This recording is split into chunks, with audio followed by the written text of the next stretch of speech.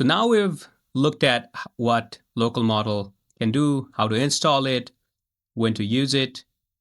Let's also look at when local model is the wrong choice. I already showed you one of the failures of local model, right? If you have a laptop or your computer where you need to constantly keep working and you don't want to share the resources with your local model, you may not want to run local model, right? Because if you're running things like Photoshop and heavy programs on your machine and you also run local models, it may slow down significantly. If you need frontier level reasoning, right? Like if you're working on your startup and you want like the best level of reasoning for a complex task, local model may not be the best fit. If you need a long agent session that runs for hours and hours, you may want to use a cloud model and not a local model. And if you expect the local model to do the right thing every single time, that's when local models may not deliver for you.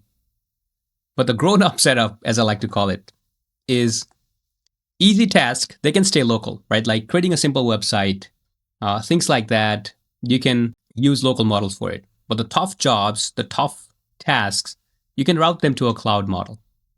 And here's a pattern that I've seen people use, which lets you combine local models with cloud models. A big cloud models like Claude Opus plans what to do, right? So it comes up with a spec of what you want to build, like an app. And your local model does the coding. And the big model can do the verification and everything, right? So you're using the planning capability, the reasoning capability of a big cloud model, but then to do the grunt work, to do the coding, these local models are very capable of doing that. So you're using local models to do that. So that's a pattern that you can start using right now. And this is how you get a local AI model running on your machine for almost $0. Once again, electricity is not free.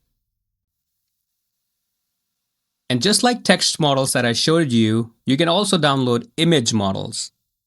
Once again, uncensored image models, so that if ChatGPT rejects you when you're trying to generate some kind of images, I'm not saying, you should be using uncensored model for everything, but you can have local models that generate images using Ollama runner, right? So you can pull image models in a similar way and use it for many use cases, customized models, fine-tuned models, uncensored models, among other things.